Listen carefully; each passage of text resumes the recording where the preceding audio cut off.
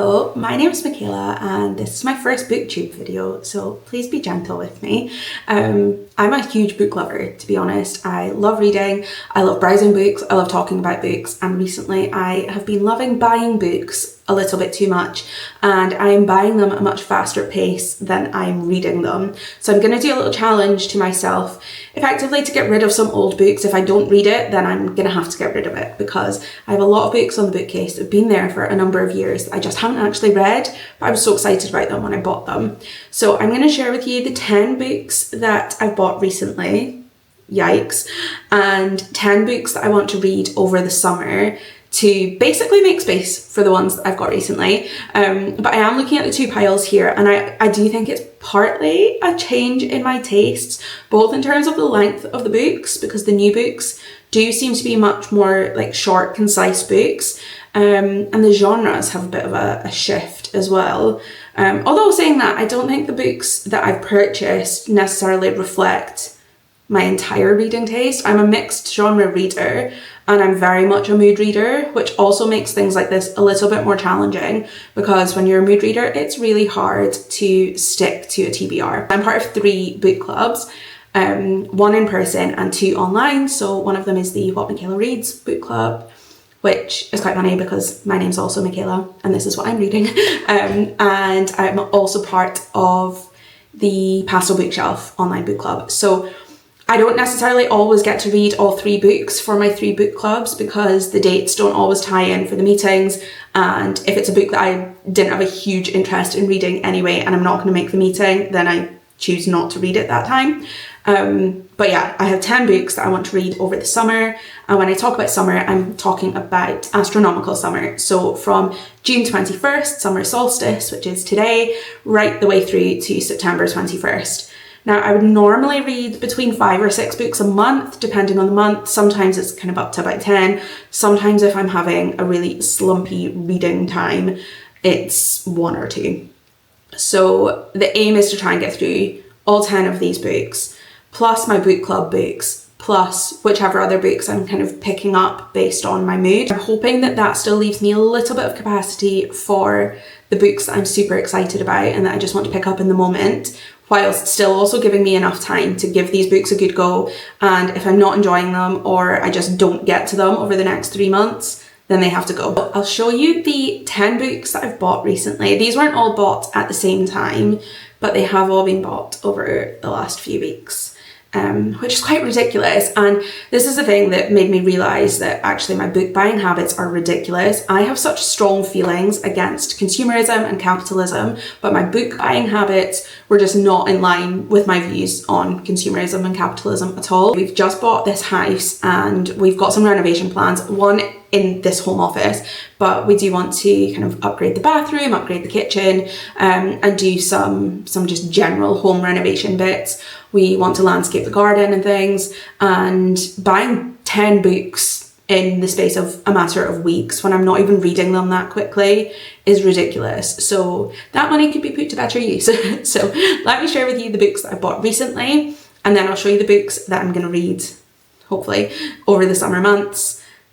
Otherwise, they're going to a charity shop, or they're going on Vinted or something. So the first book that I picked up recently is Hum by Helen Phillips. Now, this is a climate science fiction book, and if I remember correctly, this was nominated for the Climate Fiction Prize recently. I'm someone who's very interested in climate fiction like this anyway. I like reading around topics that matter to me and that I'm interested in just in day-to-day life, and climate change is something that utterly terrifies me, and I quite like being scared in a book.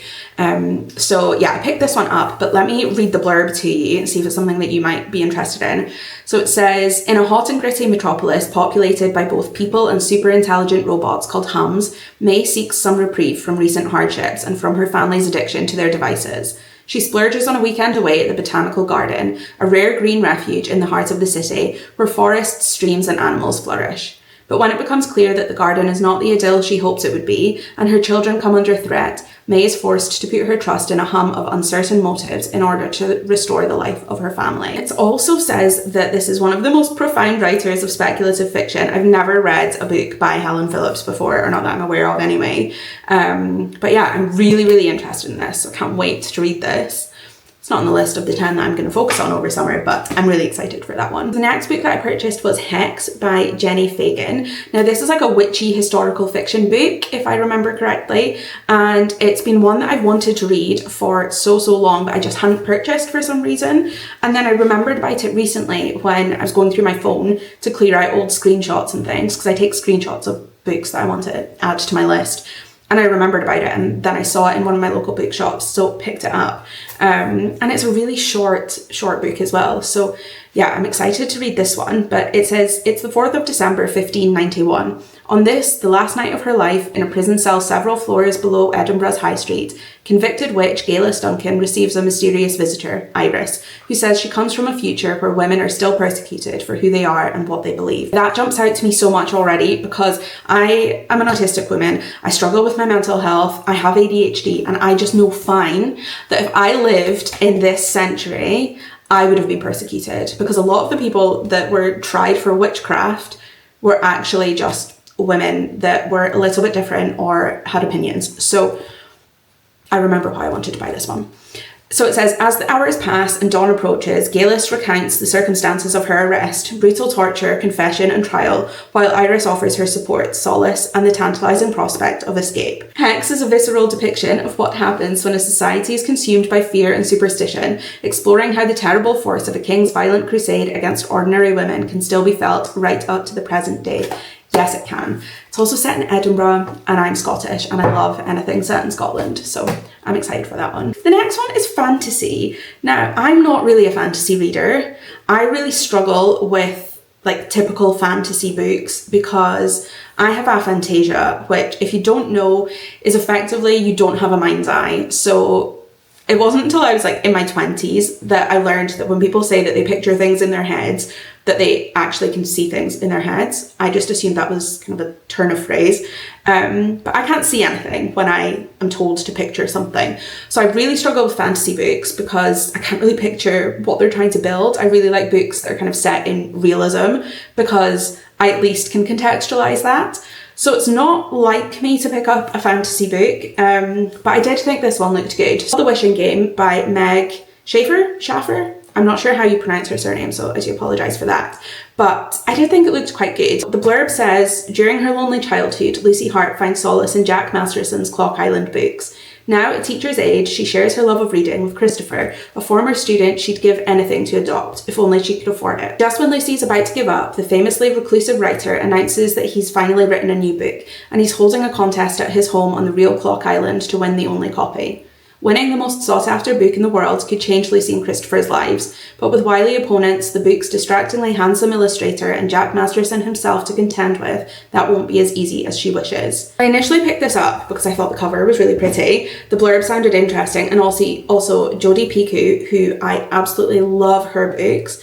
She has said part Willy Wonka, part magical realism and wholly moving. So if Jodi Picoult finds this moving, then I suspect I'm also going to find it moving, because is there a Jodi Picoult book that I've read that I haven't cried at? No, there's not. This one is Cooking in the Wrong Century by Teresa Prauer. I think that's how you say her surname.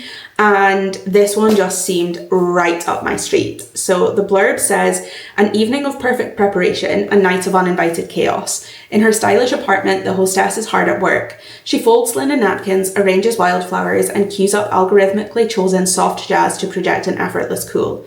Every detail is chosen with care, which makes it all the more galling when her guests arrive late and already drunk. As small talk becomes slurred confessions and lost inhibitions, the hostess struggles to maintain control over an evening far beyond her wildest imaginings. So I thought that sounded interesting, especially because it's described as being irresistible, astute observations on the absurd theatre of aspirational living in the age of social media. And I find that fascinating. So that one, I'm also very excited to read. This is not going to plan, because every time I'm reading these blurbs, I want to read these books. These are not the books that I should be reading, and we're only 4 out of 10. The next one that I've bought recently, but again, this one, like Hex, has been on my list of books to read for quite a while now, is EILEEN by Ottessa Moshfegh.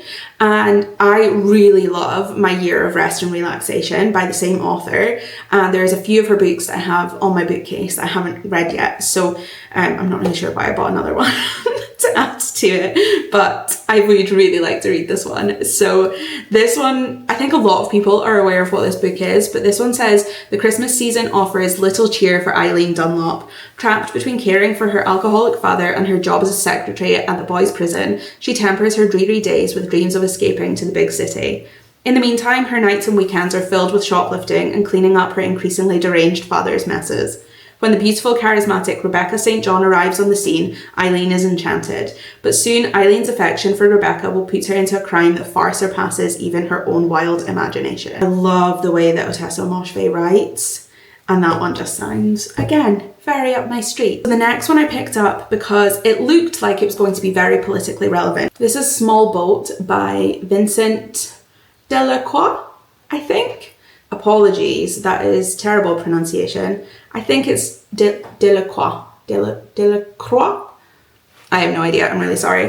But this looks really politically relevant, and the political state in the UK absolutely terrifies me at the moment. So I wanted to read something kind of around that area. I think this is going to be quite a challenging book, not necessarily in terms of kind of the vocabulary or the writing style, but I think in the topic that it's covering, especially because we're seeing it so frequently in the UK at the moment. We're seeing people kind of have similar ideologies as what I think the people in this book are going to experience. So the blurb says, in November 2021, an inflatable dinghy carrying migrants from France to the United Kingdom capsized in the Channel, causing the death of 27 people on board. Despite receiving numerous calls for help, the French authorities wrongly told the migrants they were in British waters and had to call the British authorities for help. By the time rescue vessels arrived on the scene, all but 2 of the migrants had died. Oh God. The narrator of Delecroix's fictional account of the events is the woman who took the calls. Accused of failing in her duty, she refuses to be held more responsible than others for this disaster. Why should she be more responsible than the sea, than the war, than the crises behind these tragedies? A shocking moral tale of our times, Small Boat reminds us of the power of fiction to illuminate our darkest crimes. This one, I think, is going to pain me to read, but is probably a book that everyone should read because it is just so frightening how people are treated. I recently read 3 Burials by Anders Lustgarten, which, if you haven't read it and books like this are up your street, I would strongly recommend that. It was written so well. It was really challenging to read it because a lot of the terminology that was used and a lot of the phrasing that was used, I found quite shocking that it was being used, but it was because of the character that he was trying to portray. It was an absolutely fantastic piece of literature and I would highly recommend it. So I'm hoping this one is going to have the same effect on me. The next one is The Cloisters by Katy Hayes. Now, I picked this one up because looking at the cover, I thought it was actually going to be more historical fiction.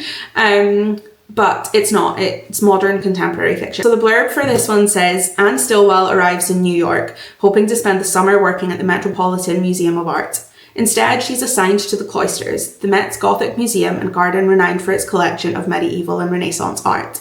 Drawn into a small circle of charismatic but enigmatic researchers, Anne is happy to indulge in some of their more outlandish theories, including those of the museum's curator who is fixated on tarot and the possibility of divination.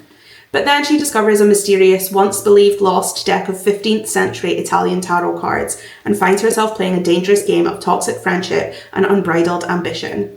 As things begin to spiral out of control, the modern and the arcane collide in this thrillingly told tale of obsession and the ruthless pursuit of power. I just remembered why I bought that one, and it sounds so good as well.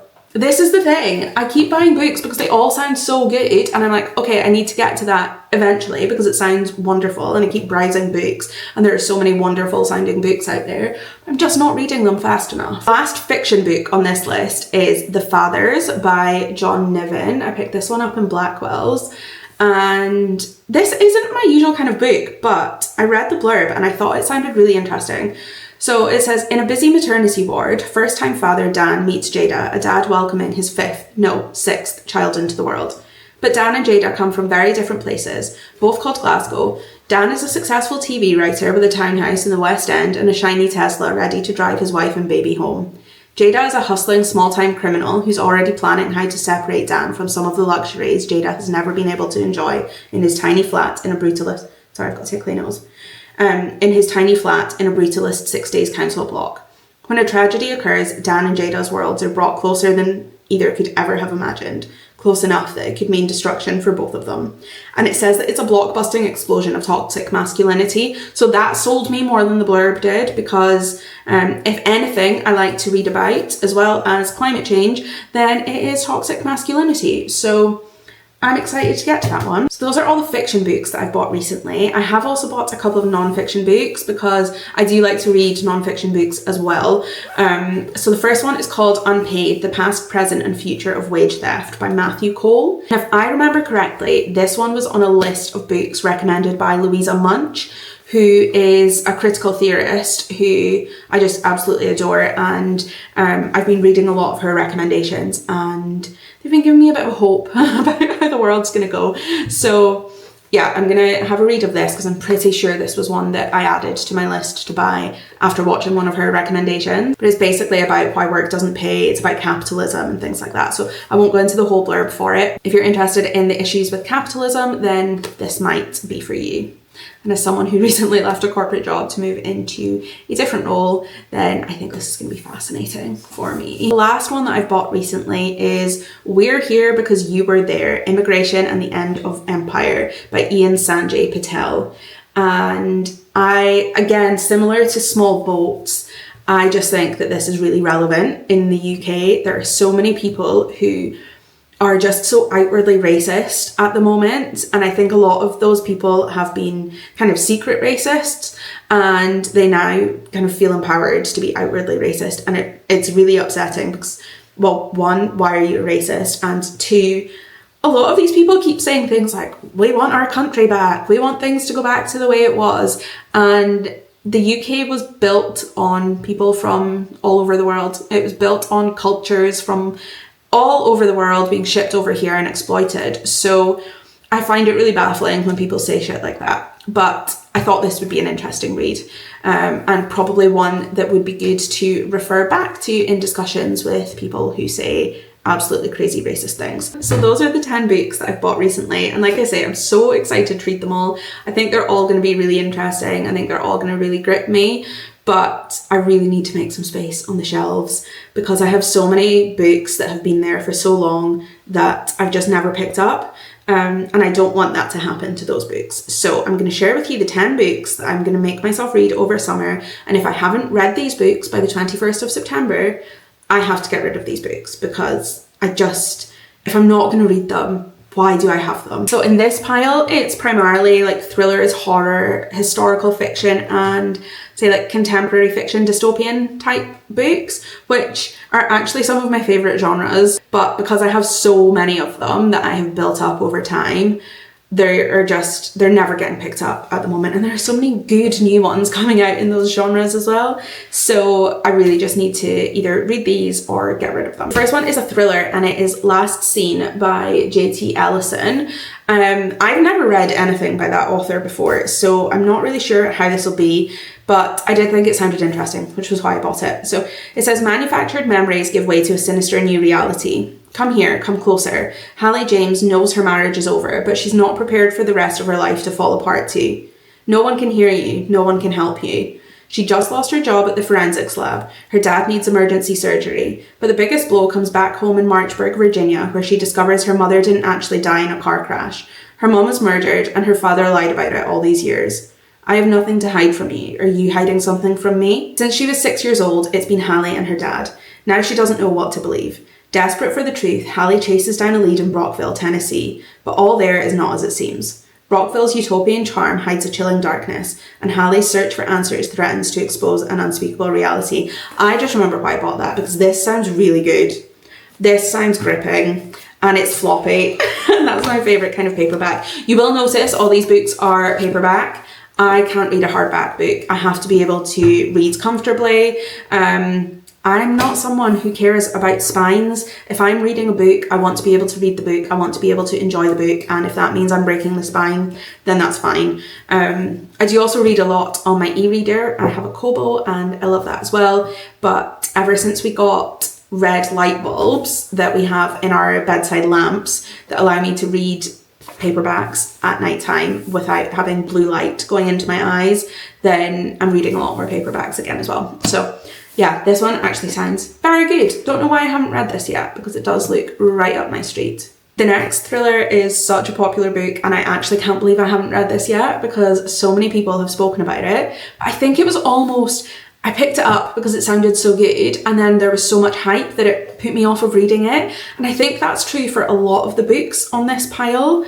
I'm someone who kind of gets a little bit, not scared of hype, but I'm just a little bit apprehensive, because if a book is so hyped, then I feel like I have to enjoy it, and then I'm disappointed if I don't. So this one is My Sister the Serial Killer by Oyen Can Braithwaite, and I've only heard good things about this one, to be honest.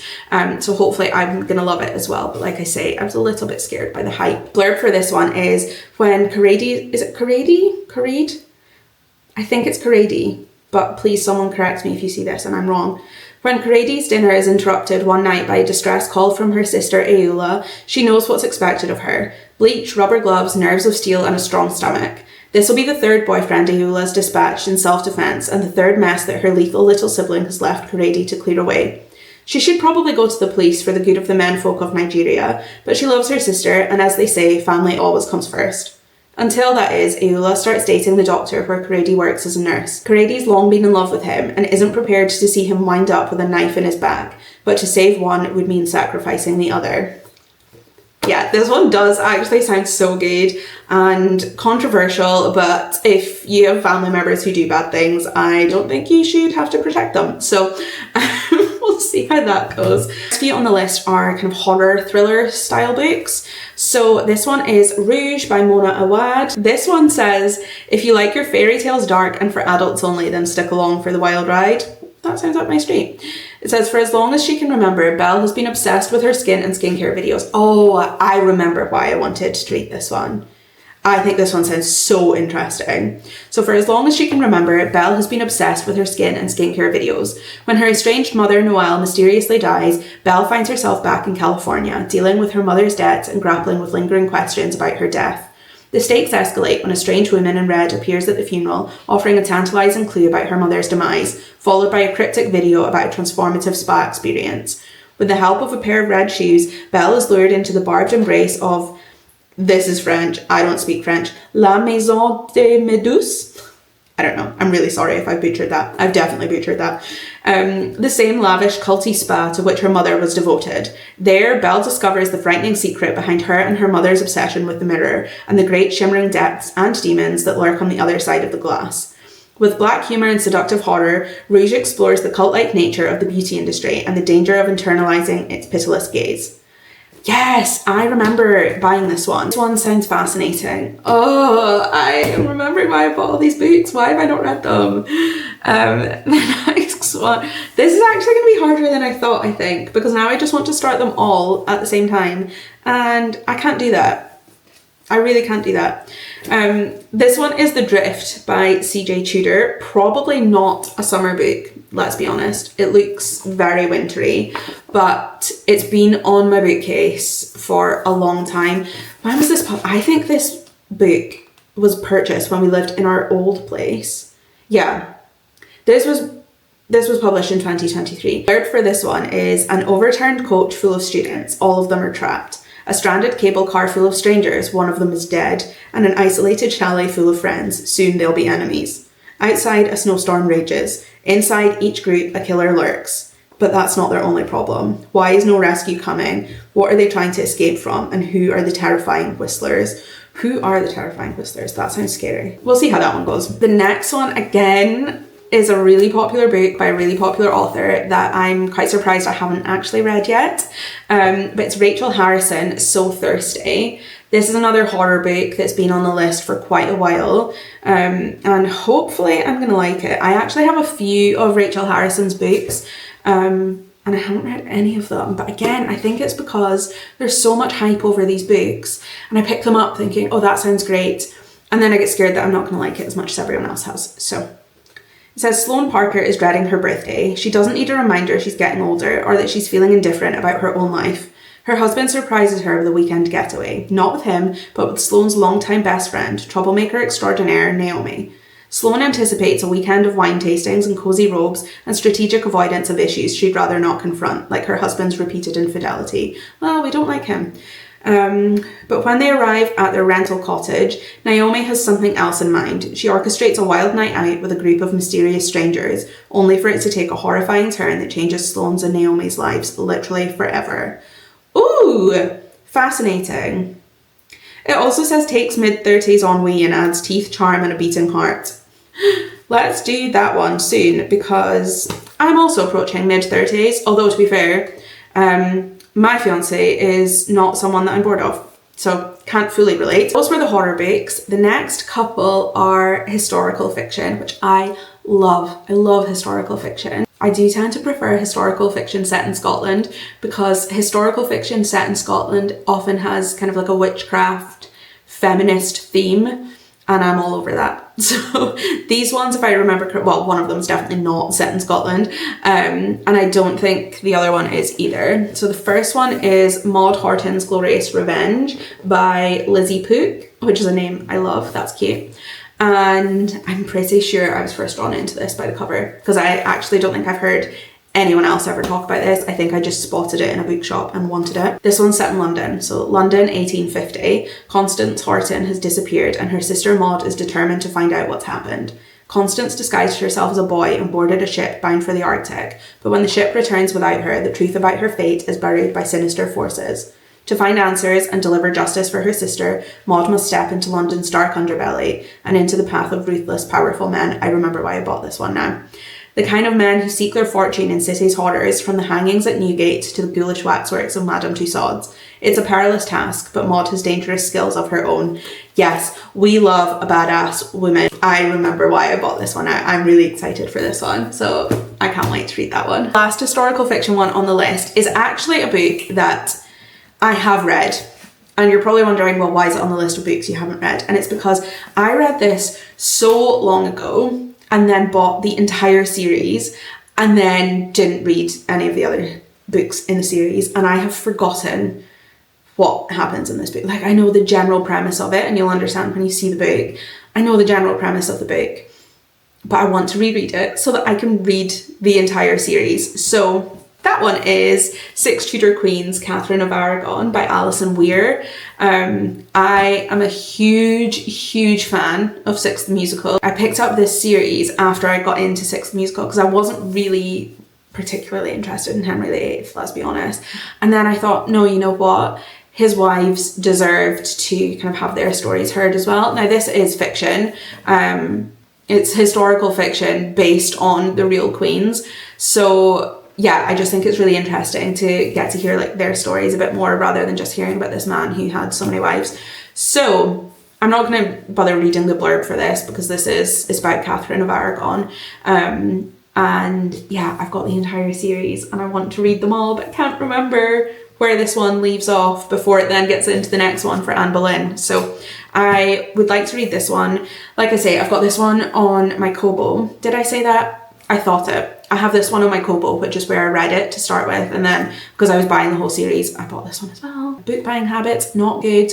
So I'll either read it again on Kobo or I will read the paperback, but I would love to read this so that I can read the series kind of over the next few months, half a year, however long it takes. Because I don't like to read a series back to back because then I just get completely burnt out on the series and never want to read again. So we'll see how I get on with that. And then the last ones are all like modern and contemporary fiction, but kind of with a dystopian edge, I think. At least two of them are. So the first one is The Unfortunates by J.K. Chukwu or Chukwu. I'm not sure how to pronounce their surname, so sorry about that. And this one, again, sounds really interesting. So Sahara is a student at one of the most elite universities in America, and she's not okay. relatable. Her grades are subpar, she's not Nigerian enough for her family, and her long-term life partner, and it's got an asterisk and says depression, is threatening to take over. Again, relatable. When she's not contemplating killing herself, or the wealthy white students around her, she's receiving an increasing number of the unfortunate news emails, which inform her that the few black classmates she has are disappearing. Will Sahara end up joining the ranks of the unfortunates, or can she avoid becoming yet another statistic? Written in the style of a thesis, this highly original debut is darkly funny and a biting take on the campus novel set in the mind of a young black woman who is losing hers.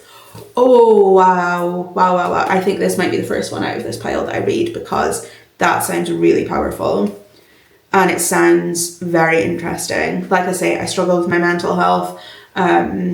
I was very close to losing my own battle with my mental health earlier this year, which is why I've made so many life changes recently, and fortunately things are looking up. But I do find it really interesting to read about other people who struggle with their mental health as well. So that's definitely one that I'm going to read sooner rather than later, she says, having owned it for like at least a year, if not longer. When was it published? Yeah, this book was published in 2024, and I think I bought it when it first came out in paperback. So wonderful. I've owned that for too long to have not read it. The last two are both really popular books that I think I'm really going to enjoy, but again was put off by the hype, and thought, oh, I'll get to it when the hype dies down. And then I just never did. So the first one being The Power by Nestle Alderman. So if I remember correctly, this book was recommended to me after I had read both Christina Dalcher Vox and Christina Dalcher Finlandia, because it's apparently similar-ish vibes. So really interested in this. I think a lot of people will have heard of this or seen the TV show. I've never watched the TV show, primarily because I have the book and I don't like watching the TV show or movies until I read the book. So I've also been putting off watching the TV show. But it says, all over the world, women are discovering they have the power. With a flick of the fingers, they can inflict terrible pain, even death. Suddenly, every man on the planet finds they've lost control. The day of the girls has arrived, but where will it end? Fascinating. I'm excited for this one as well. It says The Hunger Games crossed with The Handmaid's Tale. That's hopefully going to be as good as it sounds. Last book on the list is Chain Gang All-Stars, which is a book that I think about reading all the time. And again, haven't read it because I'm so scared that the hype about this book, it's not going to live up to it. But I just need to give it a chance. So the author for that is Nana Kwame Adjei-Brenyah, I think is how you pronounce it. And this, again, is kind of described similar to Hunger Games. So this one is Welcome to Chain Gang All-Stars, the controversial entertainment program inside America's prison system. In packed arenas live streamed to millions, prisoners compete as gladiators for the ultimate prize, their freedom.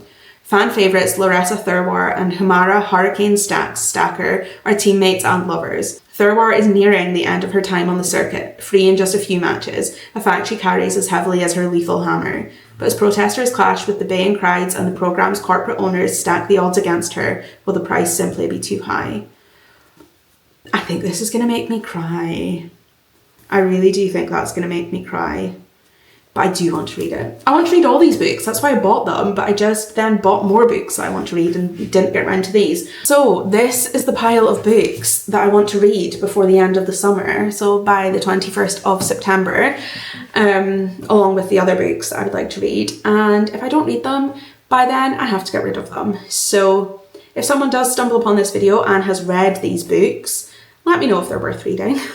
If you've read any of them, and hopefully I will enjoy them. They all sound like books that I would really enjoy, which is obviously why I bought them, but I just get carried away buying books. So that's a habit I'm trying to break. Also, whilst I'm doing this challenge for myself, other than my book club books, because I do buy my book club books, other than those, I'm not going to allow myself to buy any more books, which sounds tricky. But if I'm gonna be working my way through books that I own, then I can't keep replacing them. So yeah, stick with me. I'm hopefully going to do some like reading vlogs for getting through these books as well, because I do quite like watching reading vlogs myself, and I wanted to get in on the action because I see other people like talking about books on here and it's just such a wholesome community. So I would like to join, please. Please and thanks, that would be lovely. If you have anything to say about any of these books, if you've read any of them, let me know your thoughts, but without spoilers, please. And then I will keep you posted on how I get on with this stack of books. And I'm hopefully not going to read the first stack of books first, because that's not going to help me with this challenge. Thanks for watching if you made it this far. Sorry that this is the longest video of someone that no one knows ever. But I just love yapping about books, so I'm gonna shut up now and leave you to the rest of your day. But thanks for watching, and I'll maybe see you again soon. Bye!